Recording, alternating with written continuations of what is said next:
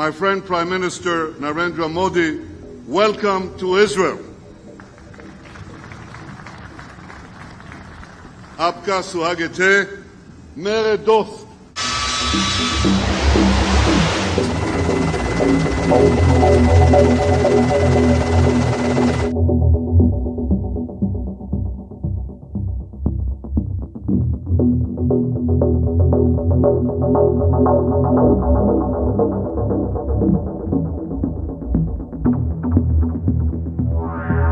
Israel has only been a state since 1948.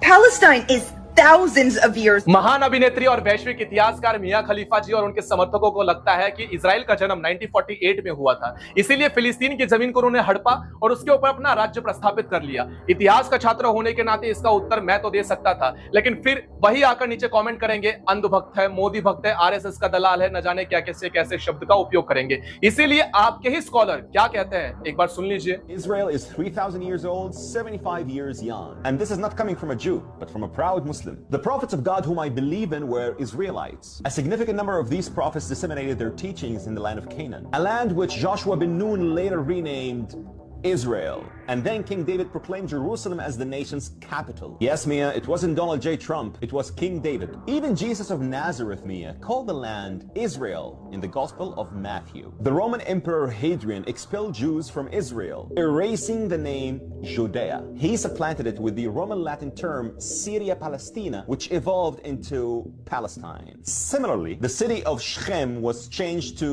Neapolis or Nablus, which means in Roman Latin, new city or new place. The Jewish people, dear Mia, are not foreign colonialists in the land of Israel. देखो भाई, किसी भी व्यक्ति के professions के ऊपर मैं कभी भी नहीं जाता, लेकिन मिया खलीफा अश्लील चलचित्र की महान अभिनेत्री होने के साथ साथ अगर आप इतिहास में घुसने का प्रयास करेंगे तो क्षमा कीजिए, आपके रेफरेंस देने वाले आपके तथाकथित सपोर्टर्स के मुंह पर करारा जवाब मैंने नहीं, अपितु आपके ही मुस्लिम स्कॉलर्स ने आपके मुंह पर मारते हुए दे दिया है। अब इसका उत्तर अपेक्षित करता हूं कि कोई लॉजिक के साथ आकर दे, लेकिन लॉजिक और इनका जमीन आसमान का कोई फर्क नहीं। अब हफ्ते पूर्व से ये चल रही है आ रही युद्ध की जितनी भी घटनाएं हैं, इनके ऊपर एक के बाद एक वीडियो आप लोगों ने सोशल मीडिया के ऊपर देखे होंगे। मैंने भी कई सारे वीडियो बनाए जिनके ऊपर लगभग अब मुझे लगता है कि सब वीडियो को मिला दिया जाए तो 1-1.5 करोड़ लोगों ने देखा है। अब उन्हें 1-1.5 करोड़ में से जाहिर सी बात है कि सभी मेरे समर्थक तो नहीं होंगे या सभी लोग मेरे विचारों से सहमत तो नहीं होंगे। आप मेरे विचारों के विरोधक हो सकते हैं, आप मेरा विरोध कर सकते हैं, लेकिन मेरी मां, मेरी बहन, मेरे परिवार के ऊपर जाकर मेरा गला तन से सर से जुदा करने की धमकी देना यह बताता है कि आज जो इजराइल हमास के साथ कर रहा है 100% सत्य कर रहा है। लेकिन अब तक यहां के मुसलमानों को जिन्होंने रैलियां निकाली, मैं उनकी बात कर रहा हूं, अलीगढ़ मुस्लिम यूनिवर्सिटी के लोगों को अब तक नहीं पता चला कि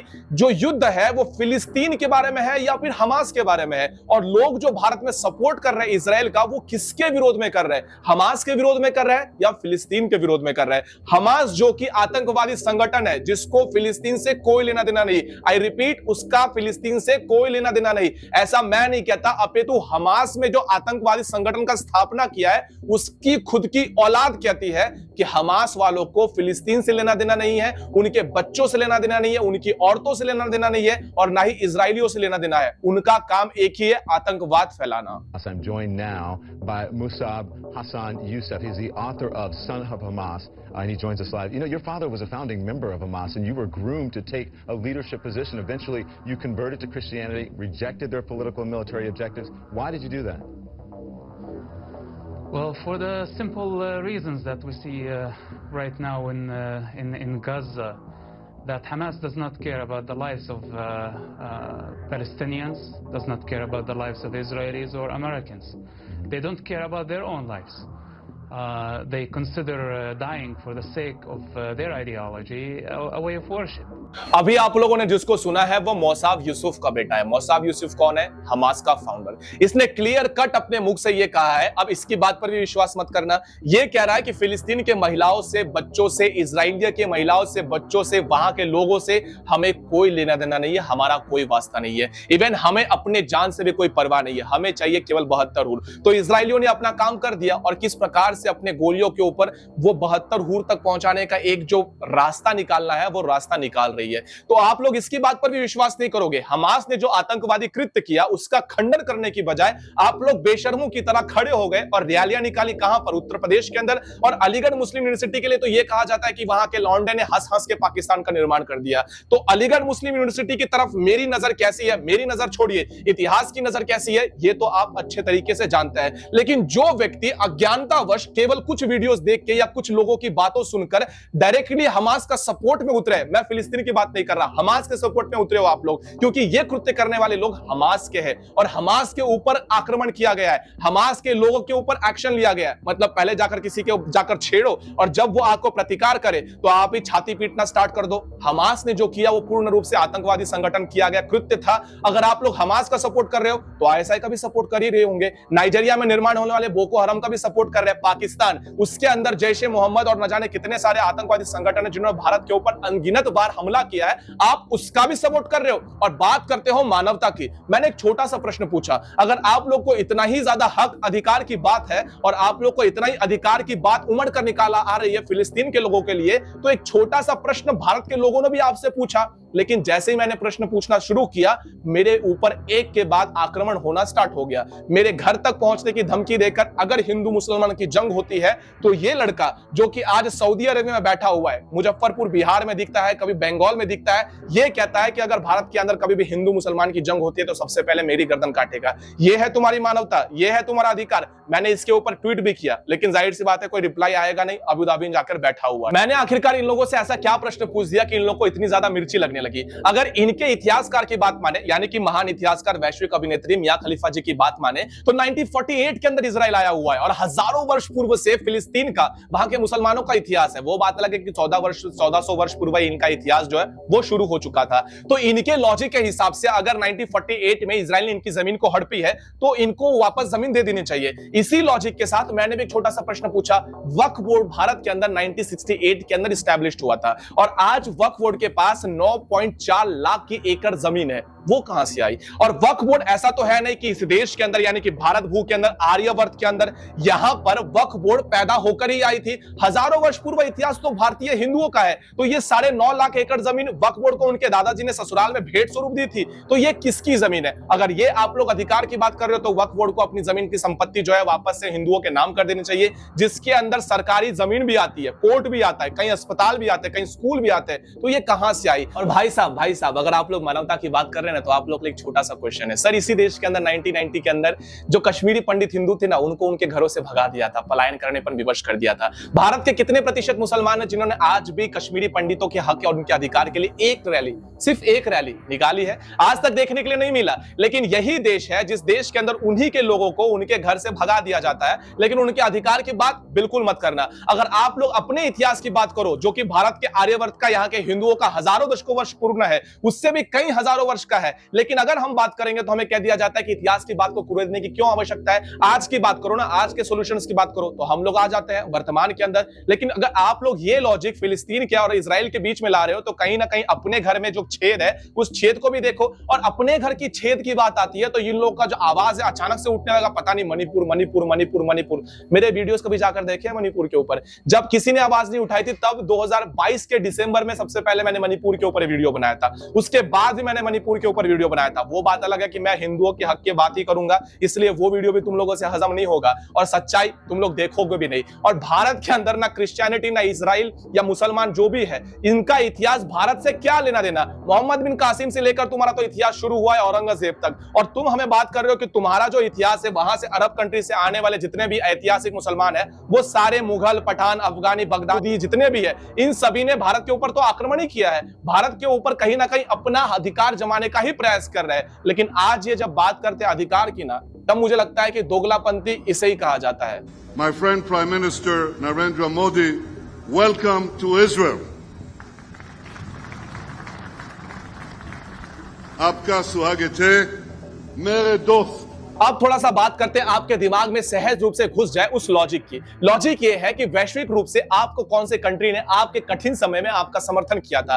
क्या भारत का समर्थन कभी भी फिलिस्तीन ने किया? उत्तर आता है नहीं। क्या भारत का समर्थन इजराइल ने कभी किया? उत्तर आता है कब? कब किया? 1961, 1965, 1971, 1999 और 2020। इस सभी समय में कठिन परिश्रम है, जब हमें आर्म्स एंड एम्युनिशंस की जरूरत थी, जब हम चाइना के साथ वॉर लड़ रहे थे और किसी भी अरब कंट्रीज ने हमारा सहयोग देने से मना कर दिया था, जब यहां के लोगों को ऑक्सीजन के बहुत सारी चीजों की वजह से अपनी जान गंवानी पड़ रही थी, तब इजराइल ऐसा एकमात्र देश था जब इन्होंने हमारे 1961 के वॉर में साथ दिया, 1965 में भी दिया, 1971 में भी दिया, 1999 में भी दिया और 2020 में भी दिया। तो वैश्विक नियम के अनुसार यह कहता जाता है कि अगर वैश्विक स्तर के ऊपर जब दो कंट्रीज के बीच में युद्ध चल रहा हो तो उन दोनों से किसका समर्थन करना है? तो आपको जब आवश्यकता थी तो उन दोनों में से आपको किस राष्ट्र ने आपके कठिन परिश्रम समय के अंदर आपका समर्थन किया था?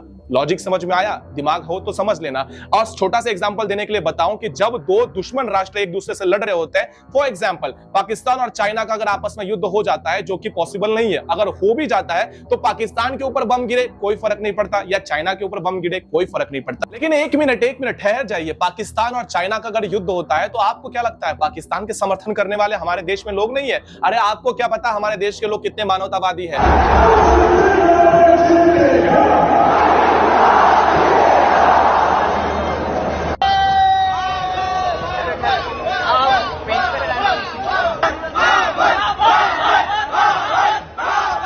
आपके देश के अंदर अगर आतंकवादी हमला भी हो जाए और इसके पलटवार में अगर भारत पाकिस्तान से युद्ध भी लड़ता है और पाकिस्तान की धज्जियां भी उड़ती है, तो पाकिस्तान जिंदाबाद के नारे लगाने के लिए और पाकिस्तान के लिए हाथ में कैंडल मार्च लेकर पाकिस्तान को भावपूर्ण श्रद्धांजलि देने के लिए यहां के लोग अवश्य आएंगे। विश्वास नहीं होता तो पाकिस्तान जीतेगा, पाकिस्तान जीतेगा, ये स्टेडियम में नारे लगाने वाले लोग पाकिस्तान से मैच देखने भारत में नहीं आए हुए, ये हैदराबाद के ही लोग हैं। बाबर आजम जीतेगा, बाबर आजम जीतेगा, ये भौंकने वाले पाकिस्तानी नहीं है, भारतीय ही लोग हैं। तो आपको क्या लगता है सर, पाकिस्तान के जो खिलाड़ी है या फिर पाकिस्तान के लोग हैं, इनके समर्थन में आपको क्या लगता है हमारे देश में लोग नहीं है? आप गलत सोचते हैं। यहां पर भर भर के दुश्मन लोग बैठे हुए हैं। आप लोग अच्छे तरीके से समझ लीजिए। अब बीसीसीआई तो इतना ज्यादा उतावली हो रखी हुई है कि उनको लगता है कि सारे कंट्रीज तेल लगाने जाए, ये सारे कंट्रीज को साइड में हटाओ, इंडिया वर्सेस पाकिस्तान की मैच के ऊपर फोकस करो, क्योंकि इंडिया वर्सेस पाकिस्तान मैच से क्या मिलता है? तो अधिकतम पैसा मिलता है। इसीलिए इतने सारे इवेंट्स आज कराए जा रहे हैं और जब मैच होगा तब आप लोग को जाहिर सी बात है कि क्या होने वाला है, इनके सपोर्ट में कौन उतरने वाला है,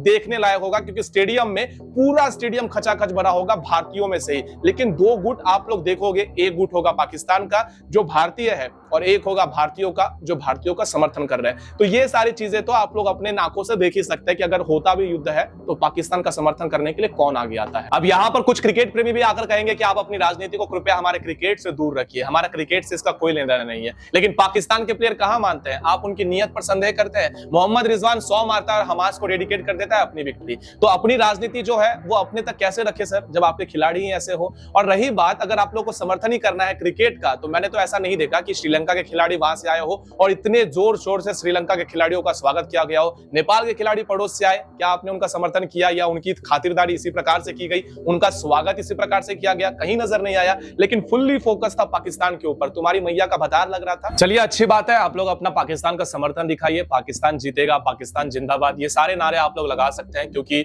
संवैधानिक अधिकार है। आप लोग चाहे जिसका भी समर्थन करें, आपका कुछ नहीं जाने वाला। लेकिन बस यही है कि जिस देश का खाते हो उस देश से थोड़ा सा ईमानदार रहना सीख लो तो अच्छी बात होती है। पैलेस्टीन के समर्थन में आप लोग रैलियां निकाल सकते हैं, पैलेस्टीन और अपने मजहबी नारों के साथ आप लोग ये दबाव दिखा सकते हैं कि हम वैश्विक रूप में एकत्रित हैं। लेकिन आपके विरोध में नहीं, केवल वहां के इजरायली जो कि भारत का मित्र राष्ट्र है उसके समर्थन में अगर मैंने 1-2 वीडियो या फिर मैंने 5-6 वीडियो बनाए हैं तो उस वीडियो के बाद मुझे जान से मारने की धमकी ये बता रही है कि आप लोग कितने ज्यादा असहिष्णु हुए पैदा हो रखे हुए हैं। तो इन सारी चीजों की वजह से एक के बाद मुझे डेथ थ्रेट्स आ रहे हैं, जिसको मैंने ट्विटर पे भी ट्वीट किया है, मेरे सोशल मीडिया प्रत्येक हैंडल के ऊपर यही सारी चीजें मुझे इन शांतिप्रिय समुदाय की ओर से देखने के लिए मिल रहा है। और मैं अपने इस पहले बार ऐसे वीडियो में बता रहा हूं कि जो भी हो रहा है वो काफी चीजें सीरियस है, जिसकी वजह से मेरे परिवार वाले भी कह रहे हैं कि अब वीडियोस बनाना छोड़ दो। मुझे पता है वीडियो मेरे परिवार में सभी लोग देखते हैं, मेरे माँ, मेरे पिता, मेरी बहन, सब देखते हैं और इसके बाद मुझे फोन कॉल्स आने ही वाले हैं।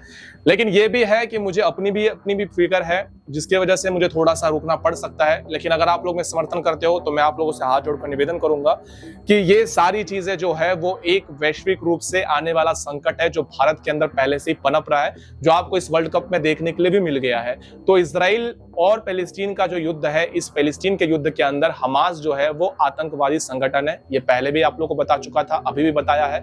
तो इन सभी चीजों को मैं बार बार बोल रहा हूं। तो आप लोग का काम यही है कि आप लोग मेरे समर्थन में उतरे। अगर आप लोग मेरे समर्थन में है तो आपका एक कॉमेंट जो कि इजराइल के समर्थन में होना चाहिए, ना कि मेरे समर्थन में, अवश्य छोड़कर जाना, जिससे मुझे पता चलेगा कि हाँ, जो मैं कह रहा हूं उसके सपोर्ट में आप लोग है ही।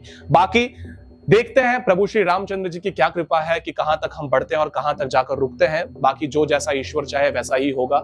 अगले वीडियो के अंदर मिलते हैं सनातनियों, तब तक के लिए जय सनातन।